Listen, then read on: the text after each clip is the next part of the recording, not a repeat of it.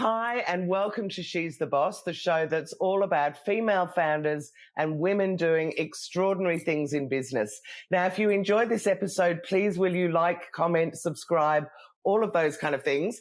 But I am so excited because my guest today is all the way from New York. Stacey Tisdale is the CEO of Mind Money Media. She's also a financial behavior expert. And let me tell you, she has been a financial reporter and broadcast journo across so many amazing and very familiar channels such as CNN, CBS, and a whole heap of others. So welcome, Stacey. Thank you so much for joining me today. It's a pleasure to be here, Jules. I really admire what you're doing with the show. Oh, thank you so much. So this is all about you, Stacey. So let's start with what you're doing now and what Mind Money Media does. Wow. Mind Money Media is a financial content provider, and we make content that help people, organizations create healthy relationships with money. And we launch social media campaigns that target women, people of color, and provide them with resources, information, and all sorts of different platforms to help them kind of level their own economic playing field and to really connect them with the part of themselves that's a lot deeper than money. You know, one of my favorite mantras is that your self-worth has got nothing to do with net worth. And you can really learn that through your financial journey. So we create content and programming around those issues. Amazing. Well, one of the things that we certainly all know is that women have a very uneasy relationship, or a lot of women do, with money, particularly when they're setting up their own businesses. But can you tell me why you set it up in the first place? It's interesting. Like many women, particularly women of color, I did not decide, I want to start a business one day. I went into entrepreneurship. My corporate experience was not working out. Right. Why? No, stop. Why? I'm just wondering if you hit glass ceilings and all that kind of thing. A lot of things. I mean, I've had a very blessed career. I had my career started at Wall Street Journal Television, which I was there for 7 years, and a producer, and then eventually a host of the Wall Street Journal Report, which is a 2-time Emmy Award-winning show. And in my role there, I actually had the honor of becoming the first woman and the first African-American to report from the floor of the New York Stock Exchange. Woohoo! I am so excited to hear that. That's fantastic. But can I just ask, and we're going to go into your story in a minute, but so you got, I'm really intrigued as to how your first job happened to be the Wall Street media. Like that sounds extraordinary to me for somebody who's just starting out. Well, I studied international business and finance in college. And after school, I did an internship at a company, Balfour McLean. It's a big commodities firm. And I was assistant to the cash manager at that company. And the firm came under a hostile takeover. So all our senior management were, all hands on deck to save the company. And since I knew the most about managing the company's cash as his assistant, that became my responsibility. I was investing $90 million a day. Whoa, that's huge. And what age are you roughly then? Like in your very early 20s? 2 years out of college. Oh my God, amazing. Okay, and, so how did that lead into the TV, the broadcasting thing? The company was not able to save itself from a hostile takeover. So when it went under, I had to really think about what I wanted to do. And I knew finance, and it had always been like breathing to me. It was always second nature to me. So I tried to figure out how can I combine those careers. And I literally picked up the phone and I called the Wall Street Journal. Oh, good on you. Well done. I spoke to someone there, and I eventually got hired by them to write for their Newswire service. And I was there for a few years as a money markets reporter and reporting on the markets. And they had this TV department, and I'd always been fascinated in writing for television. Right. So same thing. I, contacted the TV department, and they hired me as a production associate. And I was there for 7 years. And I was fortunate enough to have probably one of the most significant bosses and most significant people in my professional life, a gentleman named Chris Graves. Right. Who just treated us all like a family. There was about 8 of us on the TV staff there. We were very young, and he just groomed us and taught us every aspect of television. And being the Wall Street Journal, was working with the greatest journalist in the world. So that, really muscled up my journalistic chops. And I was there for 7 years, and before it was taken over by CNBC. And when it was taken over by CNBC, I got an opportunity to go to CBS. They were opening a business news division, and they hired me as their first on-air reporter. So I was doing every CBS show from morning news to evening news with Dan Rather. Wow. Shows. It was just Talk a journalist about learning on dream. the job. Yeah, amazing. And, working again with the greatest journalist in the world, and was just incredible. And by that time, I was so young, and I had such a weird upbringing anyway. I must ask you about that in a minute, but go on. I didn't realize what a role race and gender were playing in my journey. So I had a boss literally tell me once that, you don't look like a business news reporter. So I was having a very, hard time getting the good assignments, I was held to a lot more scrutiny than any of my peers. And unfortunately, like a lot of women, particularly like a lot of women of color, I internalized it. Right. Tried to be everything everybody was telling me I should be. You sound like you were being bullied basically by this bloke. Not nice. I had by him, but it's systemic. Across the board, yeah. I mean, I think that a lot of us, and I mean, you've got a double whammy being a woman of color as well, but a lot of us don't realize about this bias that's out there that's kind of influencing so many decisions, regardless of our ability, I mean, it's just kind of, it's just crazy. So you obviously really had that all around you. Yes. And I was at CBS for several years. And then Paul Allen, who co-founded Microsoft with Bill Gates, started a technology 24-hour channel called Tech TV. And he hired me to, I had a business show on Tech TV, and I was the business reporter on that network. It was a lot of fun. I moved out to San Francisco for that show. I was there for a year. And I left there to work for CNN. I was at CNN for several years. And again, just a great experience. I got to do so many different kinds of journalism. I did their business shows. I did the regular network shows. I was on a show Inside Africa on CNN International. And again, not realizing how big a factor that my race and gender were playing in, there's some of the challenges I was just having at work, and I didn't even really understand those, but how it affected me and how it affects a lot of women is it really impacts your self-esteem, and you get this kind of imposter syndrome that you don't realize that that's what you're really battling. But I was, able to have an interesting career. And also about this time in my career, I began to become very frustrated by the struggles that I saw people having with money, because few things work as simply as money. Don't spend more than you have. Don't borrow more than you can afford to pay back. Don't invest more than you can afford to lose. But also money, a leading cause of divorce, a leading cause of substance abuse, a leading cause of suicide. And something just wasn't adding up for me when I looked at the struggles people were having for money. And I remember I was literally on the floor of the New York Stock Exchange for CNN one day. And my first story was like, here's 5 tips to help you get out of credit card debt. And my next story was like, the average American family is carrying like $15,000 in credit card debt. So I was literally like, what is it about money that we just can't seem to get it right? And my mother used to always tell me, instead of DNA, I had WHY. Like, I have to know why. What does the WHY stand for? Sorry, I missed that. Why? Why? Oh, Everything, yeah. everything. Well, I love your mum. She sounds fantastic. Why?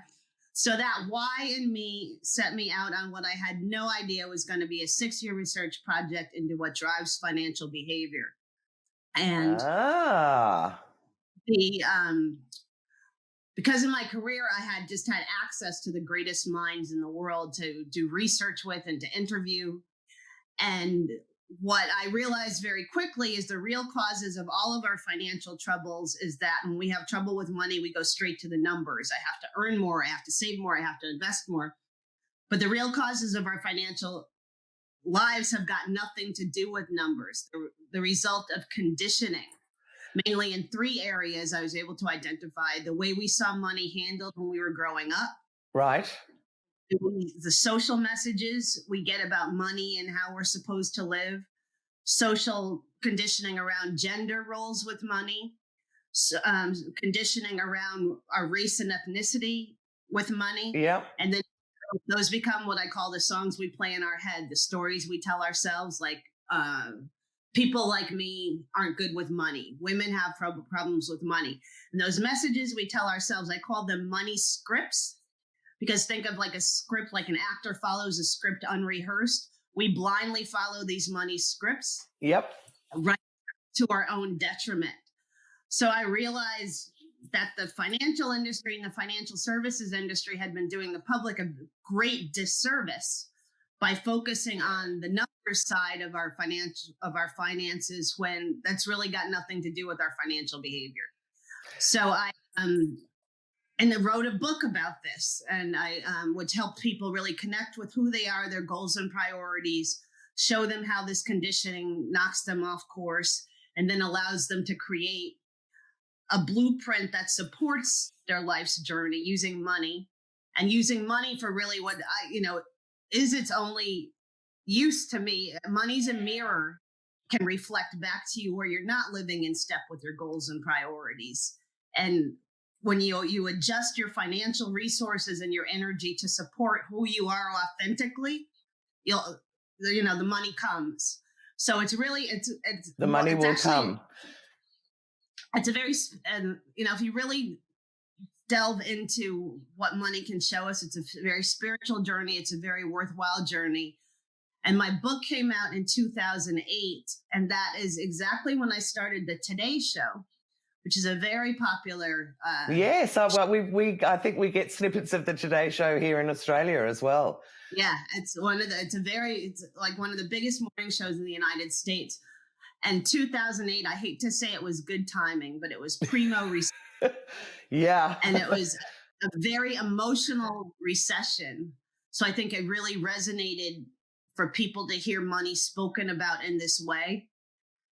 And that whole experience kind of shifted my landscape underneath me. I was a journalist, but now I was also an expert. But so talk to me about the idea of leaving what I would imagine is the comfort and a 20-year career in broadcasting to go out on your own, to run your own media company. How did you even feel about that? And was there a sort of a particular moment where you just went, that's it? Maybe around the Today Show and the GFC, or what was that decision like? It didn't happen on purpose at all. Tell me. After the Today Show, there was, many more wonderful organizations. I was a reporter for PBS for many years, Al Jazeera, America for many years. Your career is incredible, I have to say.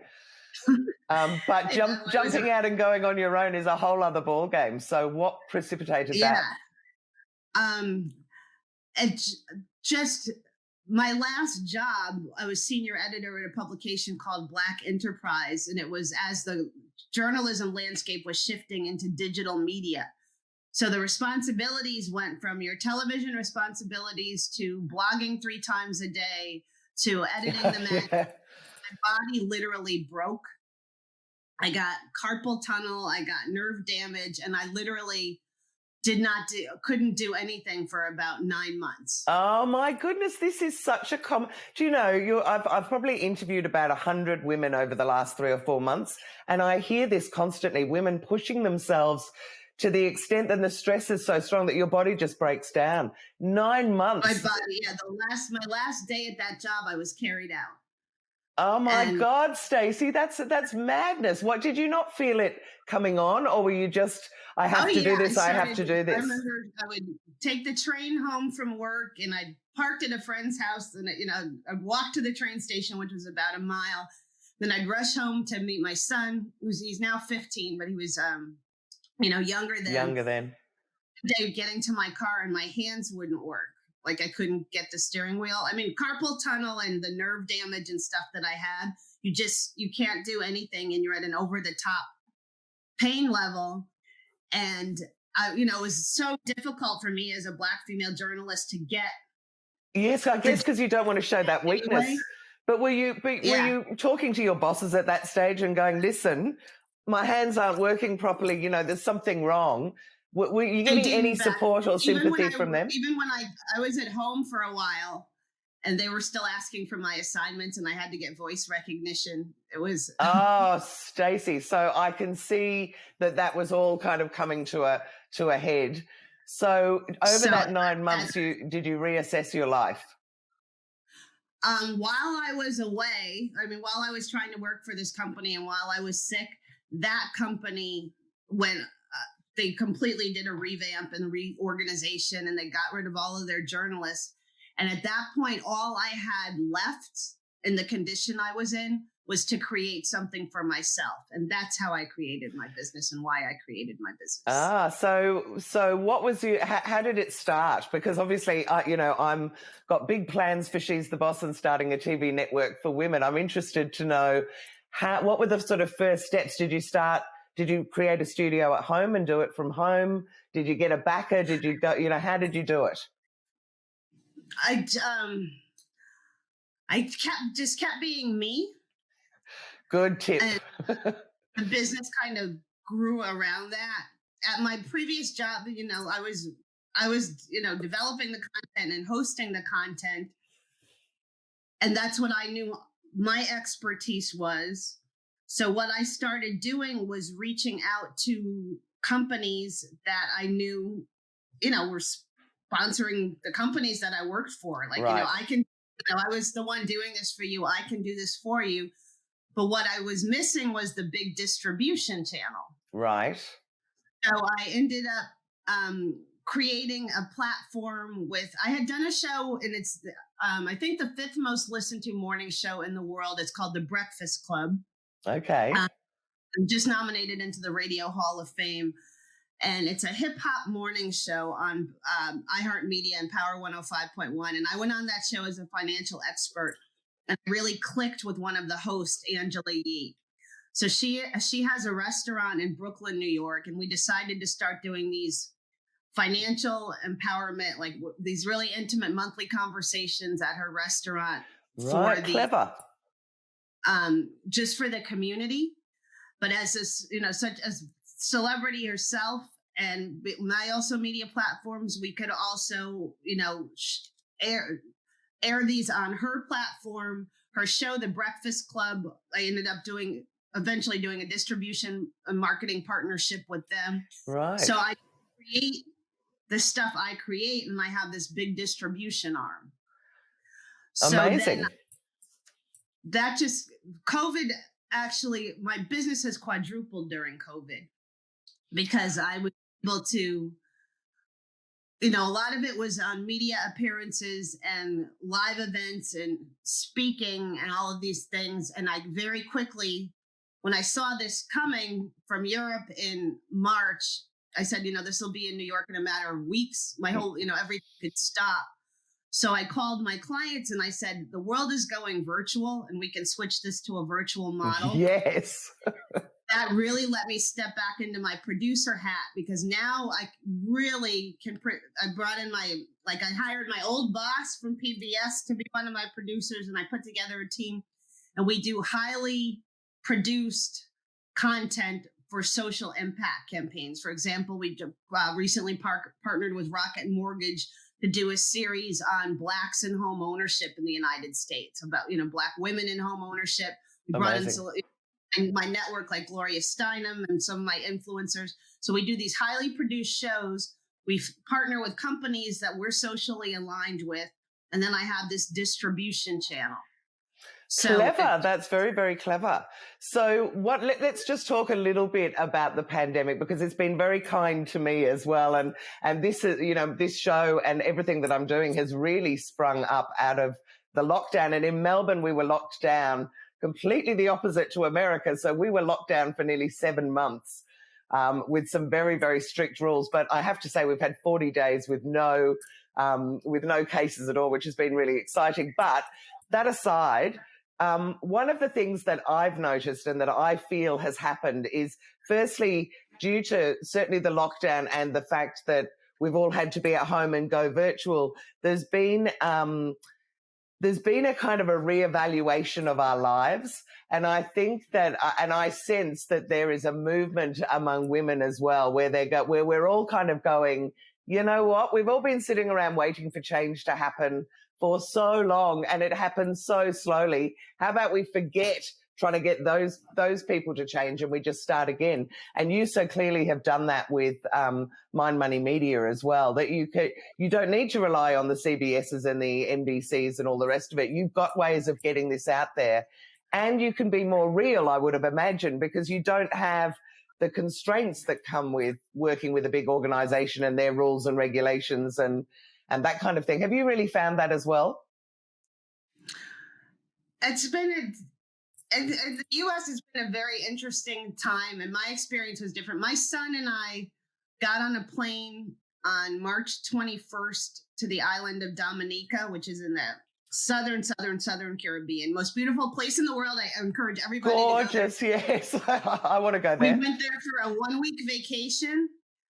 And March 21st, we got home on August 20th. So you spent it on an island. So how did you? We got locked down in Dominica. We had to go into quarantine facility as soon as we landed. Wow. For 10. Didn't know. And then they closed the airport while we were in the quarantine facility. Just one little point of what a great place to get stuck, but challenging as well. It was difficult because I have a business, and my son has school. So I had to very quickly figure out a way for him to finish school virtually. And I had to pivot my entire business from there and rebuild my business from there. I had to figure out a studio. I had to find all of the equipment stuff, which is nearly impossible on a Caribbean island that's locked. I spent 3 months living in Jamaica many years ago in the ghetto, which I know for you probably doesn't mean very much, but about 3 people in Australia have been to Jamaica. So I know that corner of the world, and I know that it is quite third world in terms of facilities and things. So did you manage to get the studio and get everything together and continue? I did, and Jamaica is second world compared to Dominica. Dominica is... Oh, really? Mother Nature's island, and people just live there. It's the most volcanic part of the world. It's made out of 13 volcanoes. It's rainforest. It's jungles. It's heaven. It sounds like heaven. I call it, it's Mother Nature's garden. She made a beautiful garden for herself. It actually sits in a prism. It's at the very bottom of the Caribbean, so there's rainbows everywhere. But it's the second poorest island in the Caribbean, second only to Haiti. Oh, so my goodness, right. So it was very hard to figure out resources and everything. But technology is magic. What would we be doing without? I created and produced a show and did, 4 major corporate partnerships from pretty much from my iPhone and my computer. And I had my... I hired 8 people who were in the U.S. while I was away, and we just kept going. And a big turning point for me was the murder of George Floyd. Oh, I think, disgusting. We all watched that with horror, I think, from around the world. Yeah. Awful. And we had experienced it in 2 major ways. One, it was very interesting for me. My son is biracial. His father is Italian. But for us to be in literally an all Black country where everyone from the poorest person to the prime minister are all Black, and there's no history of racism, so it's not inside the people. Yeah. For us to be in that culture, watching that in our culture was a life-changing experience for both of us. And it was very good for him to say, there's different ways of being in different parts of the world. I was very glad he saw that. Yeah, absolutely.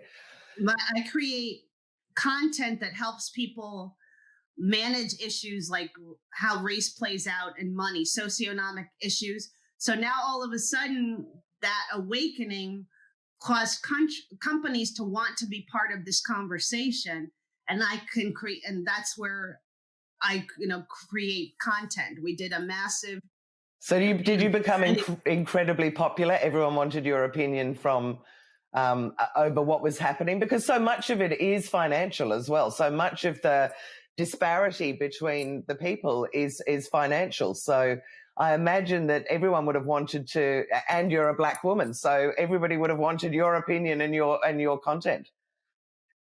Yeah, it was opinions one thing. What I do is I really partner with companies on social impact campaigns. So, right. For example, in the United States, the government used the housing market to separate Blacks and whites. Until the 1960s, it was illegal for Blacks to own real estate, basically. Oh. The law That's so shocking. Like the GIs returning from war couldn't get mortgages until the 60s. That's just outrageous.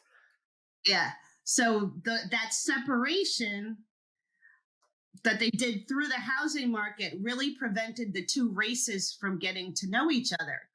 And it takes 8 points of contact, so 8 meetings, to eliminate or reduce a bias.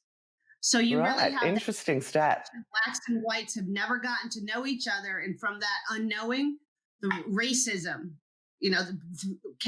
comes out of that fear. Yeah, right. Really.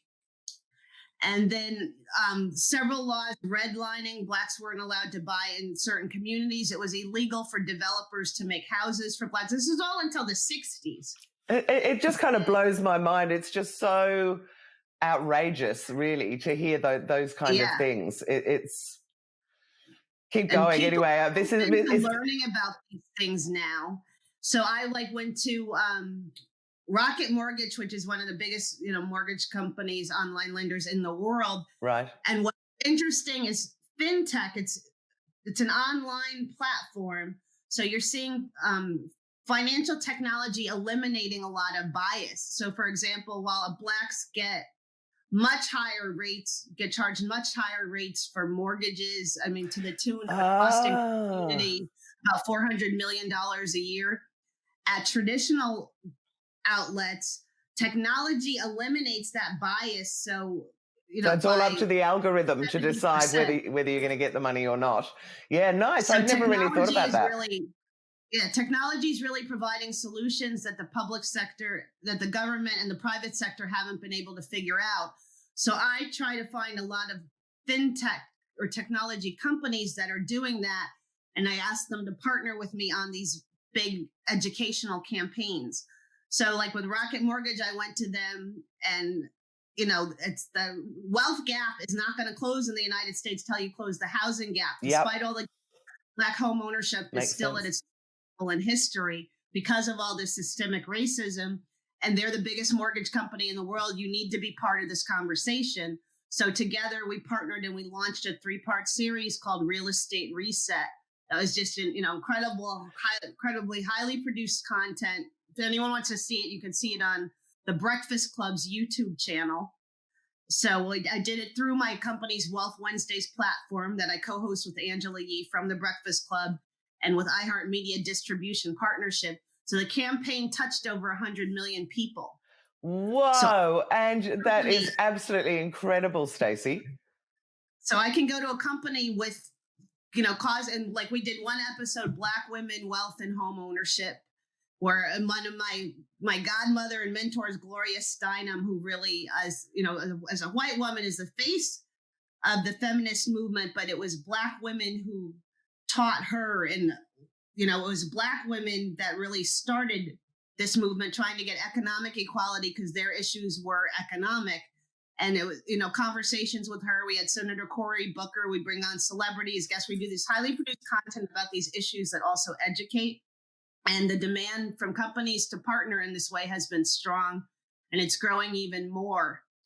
And what's very interesting dynamic, you mentioned women. Yeah. In the United States, COVID has crushed women. I think about 500,000 women have had to leave the workforce because of work and childcare responsibility. Just is absolutely. Yeah, yes, there has definitely been that here as well. And certainly the stats bear out that it's women who've suffered the most because they've gone home, they're still running their job, they've got to run the house, and, hubby's under the feet in a lot of instances 90% as well. 90% of household duties women still do and work. But what's an unlikely star in all this, Black women who are, in the United States, we call them the invisible women, because not only did, you can see the obvious, being a woman and being Black would cause all sorts of issues. But this was one of the things in our conversation with Gloria and just in my work. In the 60s, when had all the civil rights attention, yep, women had a lot of issues. They were also getting discriminated against within their own race because they're women and because of all the things they had to manage. But they were silenced because they were guilted into, you should be talking about racial equality, not gender equality. And a lot of the troubles they were having, like domestic abuse or something, were coming within their own race. So they were really silent. They're Black women are invisible. I had never thought of that. Right, of course. Yeah, they were silent. They experienced sexual harassment at a 20% higher rate in the workforce. They're invisible and they're silent and they work quietly. And they're persecuted by the sounds of it. Women are single heads of households for families. They're just too busy to complain. But because of post-George Floyd, companies are throwing billions and billions of dollars into businesses owned by Black women.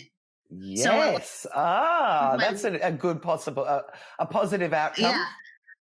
So what we're, working night and day, trying to turn this into a movement and not just a moment.